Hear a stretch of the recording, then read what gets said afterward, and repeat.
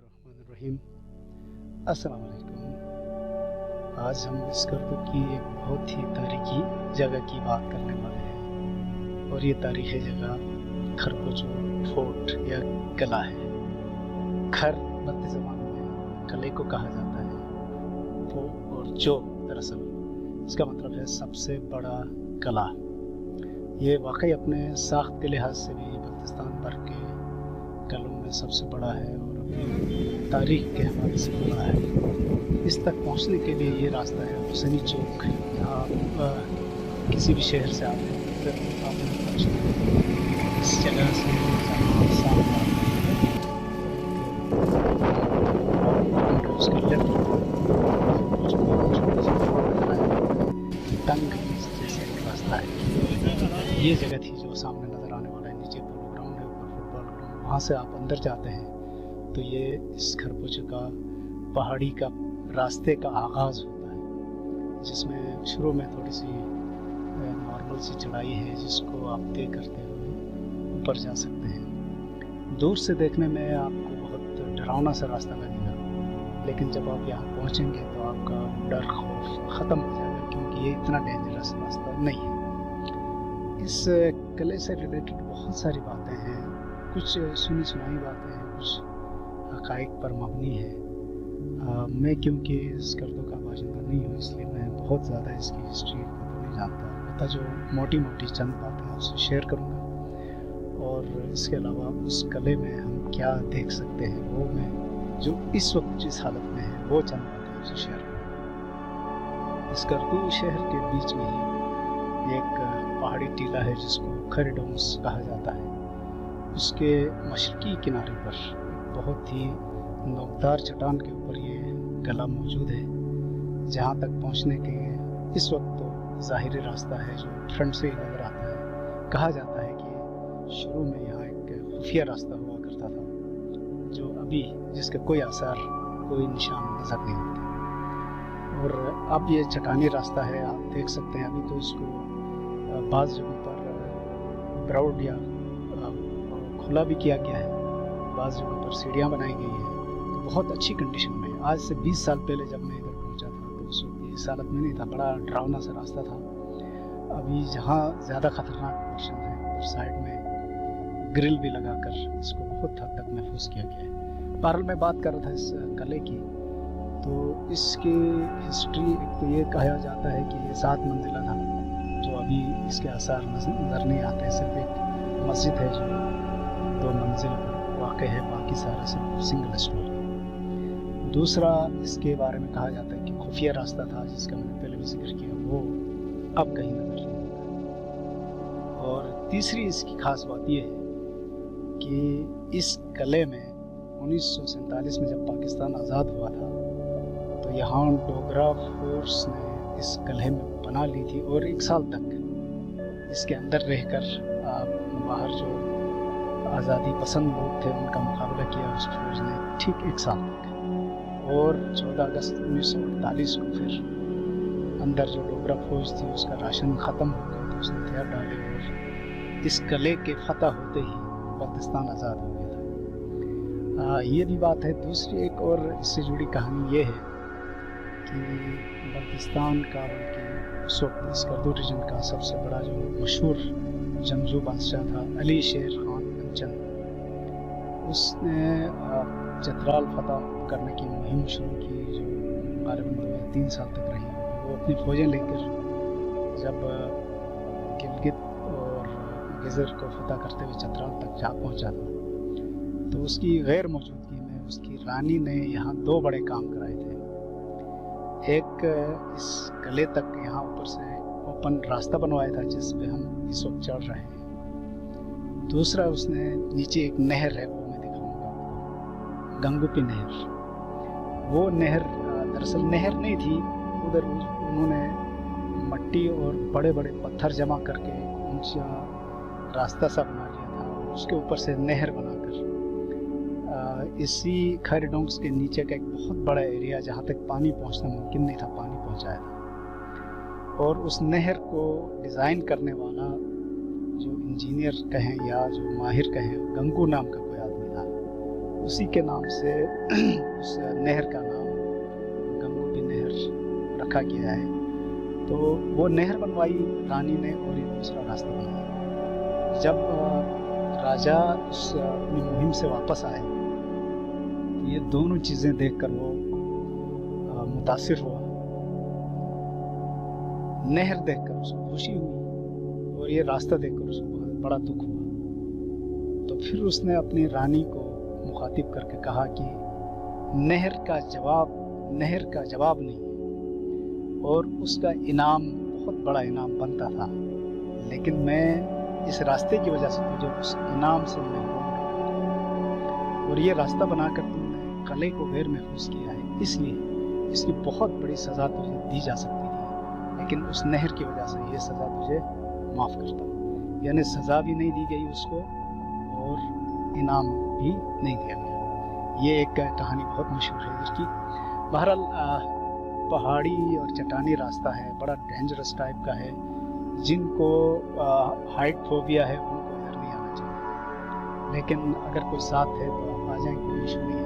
आप आराम से चढ़ सकते हैं और ज़्यादा से ज़्यादा 15 मिनट से लेकर आधा घंटा लग सकता है यहाँ कले तक पहुँचने के लिए। तो सेफ्टी आप देख सकते हैं इधर है, रेस्ट करने के लिए पॉइंट्स भी हैं। हाँ, एक बात ज़रूरी है, वो ये है ऊपर पानी नहीं है, आप अपने साथ पानी लेकर आ जाएं। अगर ख़ास तौर पर आप गर्मियों में आ रहे हैं तो ये बहुत ही गर्म तरीन स्कर्टों के रीजन में से एक है, तो आप अपने साथ पानी लेकर आ जाए तो बेहतर है। ये कले की बाहर से दीवारें हैं, हम उसके बहुत करीब पहुंच चुके हैं। आप यहाँ से अंदाज़ा लगा सकते हैं कि कितनी ख़तरनाक जगह पे बनाया गया है। तो कले असल में बनाए ही ऐसी जगह जाती है जहाँ नेचुरल सेफ्टी इसकी मौजूद है, ताकि जो हमलावर हैं उनसे बचना आसान हो सके। इसीलिए वो मैदानी नीचे इतनी सारी जगह छोड़कर इधर कला तामीर किया गया है। और ये हम कले के बहुत करीब पहुँच चुके हैं और अब हम समझो उसके मेन गेट के पास पहुँचे हैं। गेट बहुत बड़ा है और उसमें एक छोटा सा दरवाज़ा रखा गया है, फिलहाल इसी को यूज़ किया जाता है। अंदर से इसको बंद करने का वही पुराना सिस्टम अब भी मौजूद है। बहुत बड़ी सी बली है, उसके जरिए वो किया जाता है। जो ही हम दरवाजे से अंदर पहुंचते हैं तो लेफ्ट की तरफ एक छोटा सा दरीचे हैं कई, और छोटा सा समझो रिसेप्शन टाइप का है, और उन दरीचों या खिड़कियों की मदद से आप नीचे शहर का नज़ारा कर सकते हैं। तो अब मैं आपको यहाँ उन दरीचों की तरफ ले जाता हूँ, लेफ्ट की तरफ, जहाँ से हम नीचे इस गद्दे को देख सकते हैं। और ये आप देख सकते हैं, ये एक समझो बालकनी सी है जहाँ से आप चारों तरफ देख सकते हैं। उस वक्त तो जाहिर है ये दिफाई नुक्ते निगाह से बनाया गया है। इसका डिज़ाइन ऐसा है कि जहाँ से आप बाहर तो देख सकते हैं, लेकिन बाहर से कोई आपको नहीं देख सकता। यहाँ से अब ज़रा एक नज़र डालें शहर पर, तो फिर हम कले के अंदर चले जाते हैं। और अब हम कले के अंदर जो मेन इसका एंट्रेंस है उससे अंदर दाखिल हो गए। मेन कले का कला तो दरअसल समझो एक चौकोर या मुस्ततीली इमारत है जिसके बीच में अभी भी पहाड़ी रीजन मौजूद है। और अब हम उस जगह पहुँच गए हैं। यहाँ से राइट की तरफ आप पहुँचते हैं तो ये मेन कला नजर आता है। उसकी पुरानी हालत ये थी, ये मस्जिद है हमारे सामने, लेकिन इस वक्त ये रिनोवेशन के मराहिल से गुजर रहा है, इसलिए मौजूदा हालत ये है। ये मैं 2023 की बात बता रहा हूँ आपको, अप्रैल 2023 के ये फुटेजेस हैं, जब ये मस्जिद की रिनोवेशन का काम जारी है। इसके ऊपर मस्जिद है। अब हम ऊपर जा रहे हैं, यानी मौजूदा जो कले की जो भी हालत है उसकी छत पर हम जा रहे हैं। छत से नीचे शहर में देखेंगे और चारों तरफ क्या है इसके, हम ये भी नज़र आएगा। फिर उसके बाद जितने इसके रूम्स या हॉल्स वगैरह हैं उन सब के अंदर भी जाकर आपको बताऊँगा कि ये एक अंदाजे के मुताबिक 700 साल पुराना है और कुछ लोगों के मुताबिक 400 साल से ज़्यादा पुराना है। बाहर साल जितने हों, ये है तो एक तारीखी जगह है। अब ये मस्जिद की रिनोवेशन हो गई है किसी हद तक। ये आप देख सकते हैं नई लकड़ियों को पुरानी लकड़ियों से या मस्जिद जो होगी रिप्लेस किया गया है, कुछ को अभी भी उसी हालत में रखा गया है। मस्जिद से अब हम लेफ्ट की तरफ आएंगे। ये छत है उस किले की, उसकी छत है, और उसी छत से हम आगे जा रहे हैं मशरिक की तरफ। मशरिकी पोर्शन से होते हुए आप आगे बढ़ेंगे तो काफ़ी सारा रास्ता ये नज़र आता है। ये नीचे शहर पर सत्तारा पोर्शन है। यहाँ आप देखें ये मट्टी के टीले हैं। इधर इस तरह से इनको डिज़ाइन किया गया है कि यहाँ पर लेट कर इधर छोटे छोटे सुराग रखे गए हैं, उनके थ्रू नीचे फायरिंग की जा सकती थी शहर की तरफ। यानी डिफेंस के लिए बहुत बड़ा इंतजाम है चारों तरफ। छत के ऊपर ये छोटे छोटे ब्रिजेस बनाए गए हैं। यहाँ तक इस पोर्शन की छत सलामत है। आगे अब हम जिधर जाने वाले हैं उस ये पोर्शन है शुमाल मगरबी पोर्शन। आप जरा दीवारों को देखें, और ऐसी जगह पर इतनी ज़बरदस्त दीवार बनाना 700 साल पहले। ये नीचे दरिया सिंध नज़र आता है मशरक़ की तरफ, और यहाँ से हम शहर का पूरा मंजर देख सकते हैं। इस कपड़े का मैक्सिमम एरिया यहाँ से नजर आता है, पूरा इस कपड़े का नजर नहीं आता है।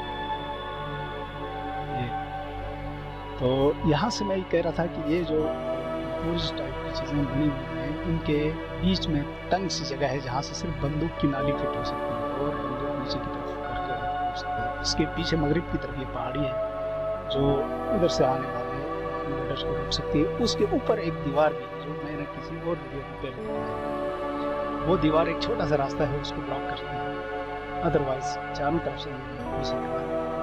और अब हम इसमें आगे बढ़ रहे हैं उसकी छत के थ्रू। देखें जगह जगह इसके तबाही के आसार हैं, इसको प्रिजर्व नहीं किया गया, बड़ा अफसोस होता है। और कुछ जगहों पर तो इसके दीवारें भी गिर चुकी हैं, छत खस्ता हाल हो चुकी है। लेकिन अब शायद किसी को होश आया है कि इसको महफूज किया जाए। अदरवाइज पाकिस्तान के जो मशहूर कले हैं, शिगर कले, उसको प्रिजर्व किया जा चुका है अच्छी तरह। खपुल फ्लोट भी सिर्फ ये है जो शहर के बीच सबसे बड़ा है, जिसको नज़रअंदाज किया गया है, या पता नहीं इसको प्रिजर्व करने का ख्याल किसका किया। ये देखें छत से इन बलियों के ऊपर ये बीम या बलियाँ हैं जिनके ऊपर तख्ते लगाकर फिर उसके ऊपर मिट्टी कारा लगाया गया था, जो सड़ गई हैं गालिबन का शिकार हो गई है। अब हम इसके शुमाली हिस्से के आखिरी पोर्शन पर पहुँच चुके हैं। यह भी एक काफ़ी बड़ा सा कमरा था जिसकी छत अब मौजूद नहीं है। छत इसकी बिल्कुल ख़त्म हो चुकी है। हम ऊपर जाकर इसकी दीवारों के सारे किनारों पर चल के आपको दिखाएंगे यहाँ से नीचे का मंजर कैसा लग रहा है। ये देखिए, ये हमारे सामने ये बलसानी यूनिवर्सिटी, फिर दरिया सिंध और स्कूलों का एक छोटा सा पोर्शन, और ये आगे जो नज़र आ रहा है ये बलसानी यूनिवर्सिटी वाला पोर्शन है। और इधर पीछे जो गांव है वो नानसुक या ऑर्गेनिक विलेज कहा जाता है। ये मगरिब साइड पर मौजूद पहाड़ी है, और यहाँ ऊपर जो खंबा सा नज़र आता है ये इस किले का सबसे ऊंचा पॉइंट है। वहाँ भी मैं थोड़ी देर में आपको दिखाऊंगा। तो इधर से नीचे देखने से ऐसा लगता है कि मैं आसमान पर वॉक कर रहा हूँ। तो जिनको डर लगता है उनको नहीं जाना चाहिए, अदरवाइज यहाँ चहल कदमी कर सकते हैं। ये किले के बैक साइड वाला इलाका है, और यहाँ से नीचे मैंने जैसे कहा कि खरगोश हो। इधर से भी एक रास्ता है उस पहाड़ी पर चढ़ने का, जो बहुत ही मुश्किल रास्ता है।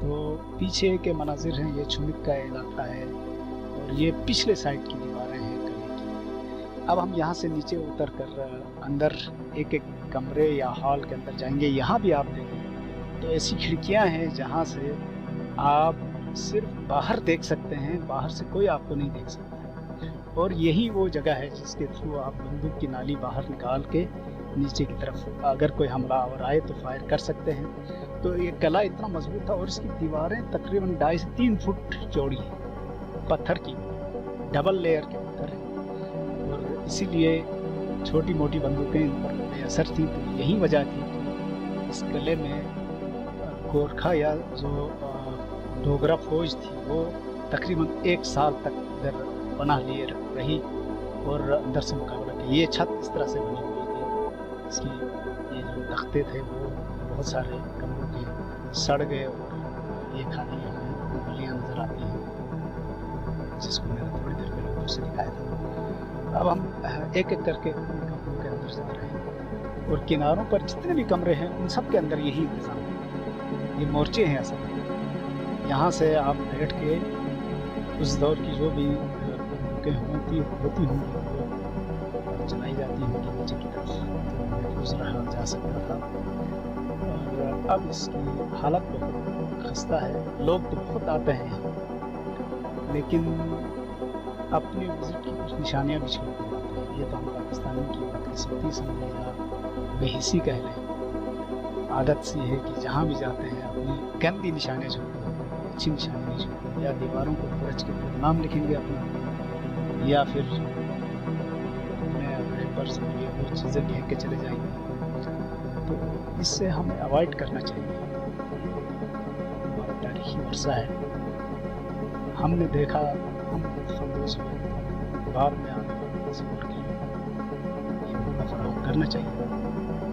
किस्मती से हम नहीं कर पा रहे हैं।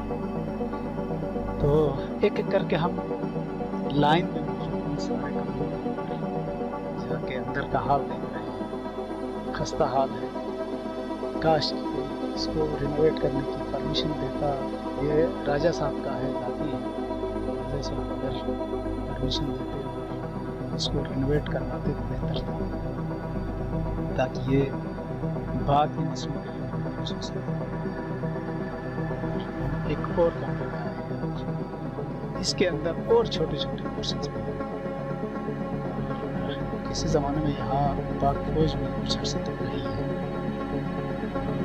शायद उन्होंने ये बनाए थे टॉयलेट्स, इस तरह की कोई चीज़ बनाई होगी, वरना इनके बीच में दीवारें बनाने का खास सबब हमें नजर नहीं आता। हम एक और कमरे में गए हैं।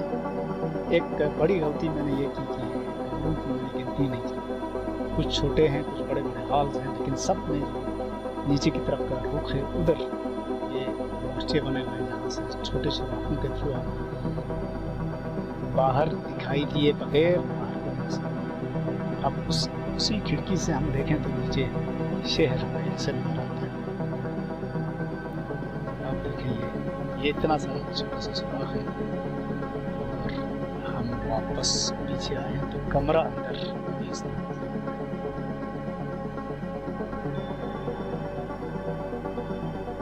जी। अब आपको अंदाज़ा हो गया होगा कि ये छोटे सुराख असल कितने कारआमद हैं उस दौर के दिफाई पार्टियों से कि अपने आप को छुपा के आप कैसे दूसरों पर हमला कर सकते हैं। अब हम जो मस्जिद के करीब तरीन जो कमरा था उसमें दाखिल हो गए हैं। यहाँ अंदर ये पिलर्स हैं, लकड़ी के बने हुए पिलर्स, और पुराने वक्तों ये जो कंस्ट्रक्शन है वो इसी तरह होती थी। बीच में जो बड़ी बड़ी बल्लियाँ हैं ये बीम्स कहलाती हैं, इनके ऊपर सारा वज़न असल में होता है और उनका वज़न ये पिलर्स, लकड़ी के पिलर्स उठाते हैं। अभी 2 कमरे और हैं, उसके बाद मस्जिद आएगी। इन कमरों के अंदर भी देखें, सबकी अंदरूनी जो बनावट है वो तकरीबन एक जैसी है। बस यहाँ हर जगह मोर्चा सा बना हुआ है जिसके थ्रू शहर पर नज़र रखी जा सकती है, बल्कि चारों तरफ नज़र रखी जा सकती है।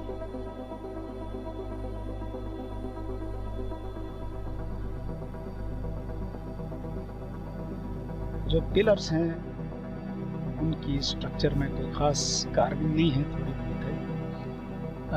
अब हम यहाँ से घूम के वापस एक जगह पहुँचे हैं जहाँ एक बड़ा सा हौज़ है। मुझे लगता है कि इस जगह पर पानी जमा करके रखा जाता होगा। ये ऊपर से हम दरवाजे की तरफ वाला वो पोर्शन देख रहे हैं। पहले यहाँ से थोड़ा सा आगे जाएंगे तो मैं आपको हौज़ दिखाऊंगा जहाँ पानी स्टोर किया जाता था, और अब वो सूख चुका है। ये कुछ नए कमरे बनाए गए हैं पीछे की तरफ, यानी शुमाली तरफ जो नानसुक वाला इलाका है उस साइड पर। मुझे लगता है ये कुछ होटल बनाने की कोशिश हो रही है, तो मुस्तकबिल में शायद यहाँ लोगों को रात गुजारने का भी मौका मिले, जिसमें इंतजाम किए जाते हैं। लेकिन ये तामीर जदीद तर्ज की लग रही है, जो यहाँ फिट नहीं लगती है। अब मैं इसकी छत से आपको नीचे शहर का एक मंजर दिखा दूं, फिर हम आगे उस हौज की तरफ जाएंगे। तो यहाँ से आपको ये सारा नज़र आ रहा है, नीचे शहर जामा मस्जिद और सामने वो आगे बुर्गे नाला, फिर आगे गेम नाला, इधर अब ये हमारे सामने सतपारा नाला है और स्कर्दू शहर है। आगे हुसैनाबाद नज़र आ रहा है, उसके लेफ्ट पे अब हमारे सामने वो किले का दूसरा हिस्सा, ऊंचा वाला हिस्सा ये नज़र आने वाला है।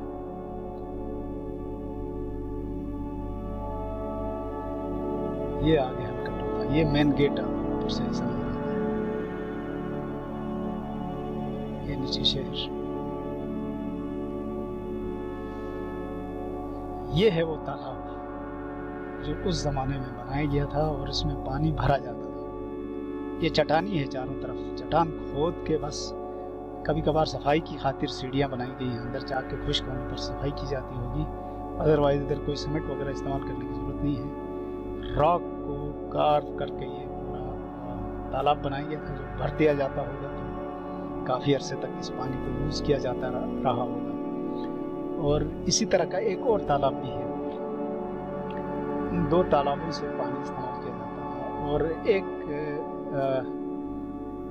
कहावत के मुताबिक यहाँ से नीचे खुफिया रास्ता था, इधर पीछे एक नीचे चश्मा भी है। कहते हैं कि वो चश्मा किसी ज़माने में काफ़ी ऊंचाई पर था, जो अब नीचे चला गया है।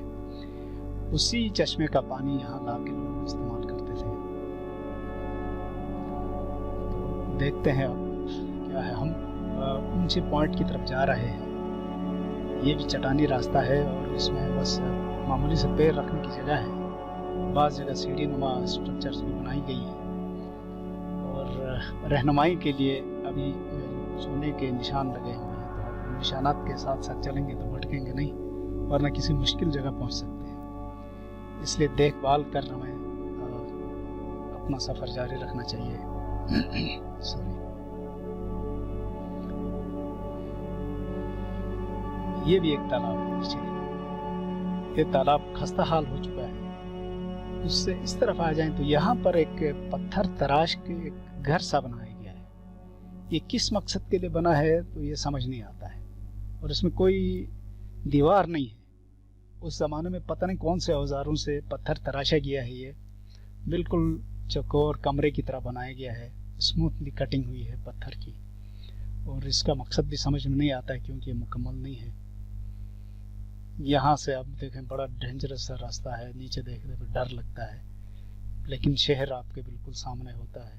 हम इस वक्त उस ऊंचे पॉइंट की तरफ जा रहे हैं। किले का एक पोर्शन इधर भी है जो बहुत बुरी तरह डैमेज हो चुका है, खस्ता हाल है, दिल खून का आंसू होता है। जिन कारीगरों ने ऐसी मुश्किल जगह पर इतनी शानदार इमारत बनाई होगी, उनका हमने ज़रा भी पास नहीं रखा। इसको महफूज रखते तो क्या ही बात थी। ये देखें, अंदर एक कमरा थोड़ा सा बेहतर हालत में है, बाकी सारे टूट फूट का शिकार हो गए हैं बुरी तरह। और हमने यहाँ भी गंदगी नीचे से उठा के गंदगी ला के इधर छोड़ के चले गए। हमारे कमालात में से एक ये भी है। हम अब पहुंच गए हैं ऊपर टॉप पर, सबसे हाईएस्ट पॉइंट पर। और यहाँ भी कभी फौजी रहते थे, अभी नहीं रहते। ये कमरा बाद में बनाया गया है। इसकी बैक साइड पर जो कमरा है वो पहले से मौजूद है। ये पीछे नानसुक वाला एरिया है। और अब हम उस टॉप वाले पॉइंट पर पहुंच गए हैं, जहां एक बड़ा सा खंबा अभी भी लगा हुआ है, जिस पर उस जमाने के लोग अपना झंडा लहराते होंगे।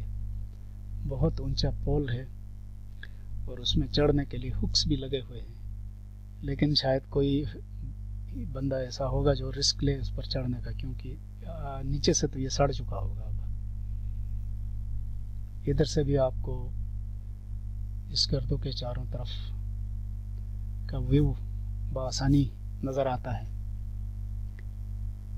ये उस तरफ जो स्कर्दो का खैरडोंग जैसा एक और पहाड़ी टीला है वो है शिगर के रास्ते में। ये खैरडोंग का पिछला हिस्सा और ये छोटी सी चट्टान जो किले को प्रोटेक्ट करती है, लेकिन इस चट्टान के टॉप पर भी एक दीवार बनाकर छोटा सा रास्ता था उसको ब्लॉक किया गया है और टोटली मिट्टी की दीवार है।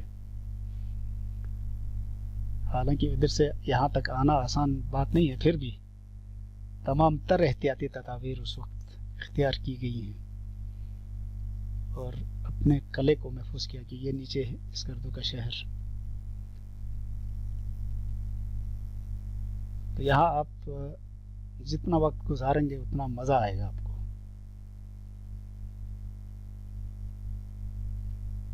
ये पोलो ग्राउंड, आगे जामा मस्जिद, ये फौजी छावनी और चुमिक का इलाका, आगे फिर ऊपर उसवा स्कूल एंड कॉलेज, ऊपर रियो चिमिक, और ये सारे स्कर्दू के पार्ट्स हैं।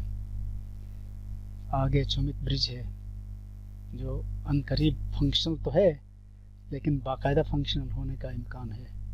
यहाँ से आप देखें तो किला हमें कैसा नज़र आता है। देखें जिसकी छत पर अभी हम थोड़ी देर पहले चहलकदमी कर रहे थे, वो किला अब यहाँ से इस तरह नज़र आता है। एक दफ़ा फिर हमारे सामने स्कर्दू शहर है।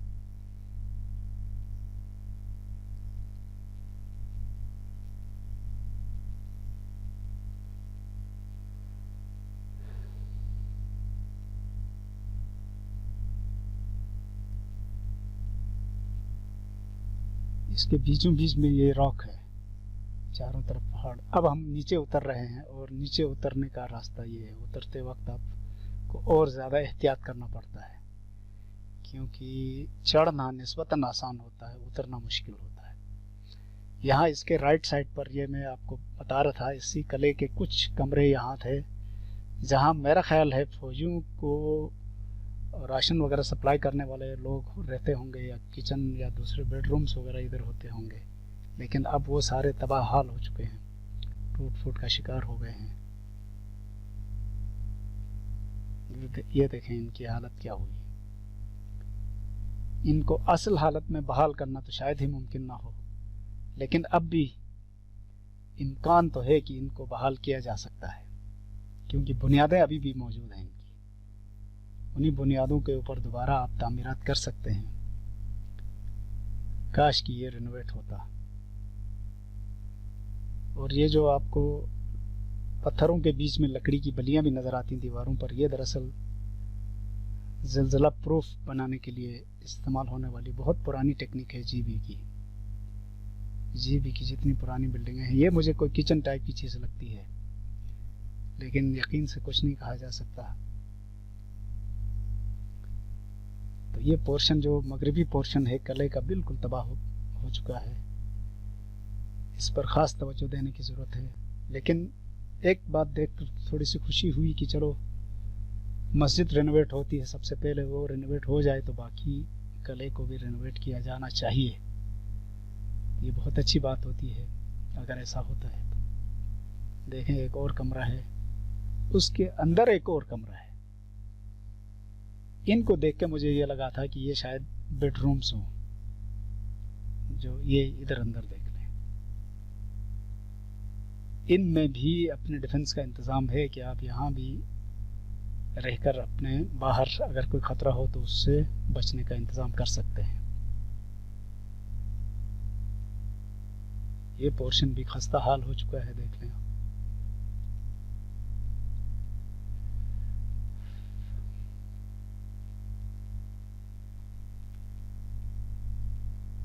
अब हम तकरीबन वापस उतर चुके हैं किले का मेन जो रिसेप्शन है उधर तक। ये रिसेप्शन है।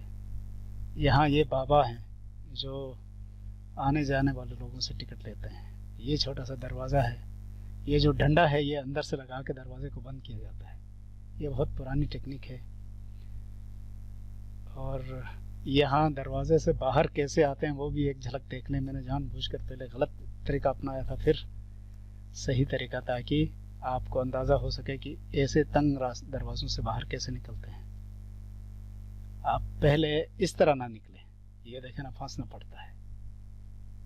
पहले बेहतर तरीका ये है, this is the good one. इस तरह से आप बाहर आते हैं। यहाँ बराए नाम से टिकट देना होता है, एंट्री फीस, वो आप दे दें तो फिर आप अंदर जा सकते हैं। हमने अंदर का सारा हाल दिखाया। अब उसी रास्ते से नीचे आ रहे हैं। मैंने कहा नीचे आते हुए ज़्यादा मुहतात होना पड़ता है, क्योंकि चढ़ते हुए तो आप नीचे की तरफ नहीं देख रहे होते, सिर्फ रास्ते पर निगाह होती है। उतरते वक्त आपके रास्ते के साथ साथ नीचे खाइयाँ भी नज़र आती हैं, इसलिए ज़्यादा डर लगता है। बाहर अगर आप एक दफ़ा हौसला करें तो कोई इश्यू नहीं है, आप बआसानी आ भी सकते हैं और यहाँ से जा भी सकते हैं।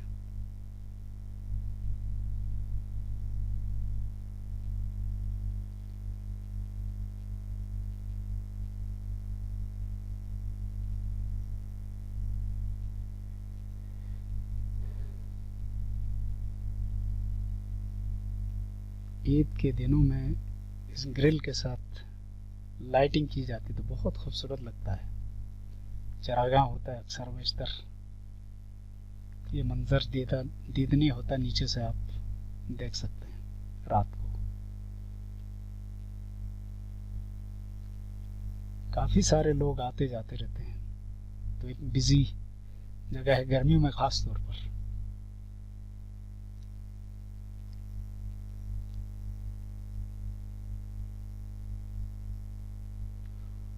और सोशल मीडिया ने तो और ज़्यादा इसकी अहमियत बढ़ा दी है। लोग टिकटॉक्स बनाते हैं, वीडियोस बनाते हैं और पता नहीं क्या क्या।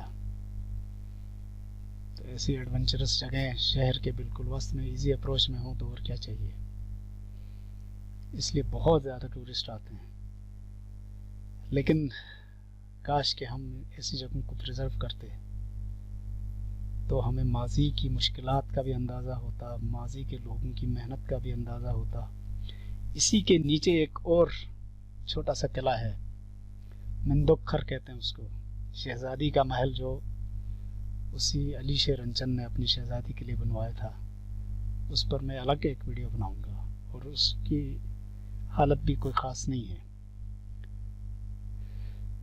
तो ये हमारा माजी हमारे सामने हमारे हाथों से मसख हो रहा है और हम बेहिसी से तमाशा देखते हैं। इस पर थोड़ी सी तवज्जो देने की ज़रूरत है। तो मुझे उम्मीद है कि इंशाल्लाह हम नहीं तो कोई और तवज्जो देगा इस पर, और जो बचा खुचा इसका पार्ट है उसको महफूज करेगा। दो चीज़ें हौसला अफजा लगी। एक तो यहाँ जो रास्ता है वो काफ़ी हद तक महफूज बनाया गया है। दूसरा, जो ऊपर रेनोवेशन का सिलसिला था वो भी शुरू हो चुका है, तो ये अच्छी बात है।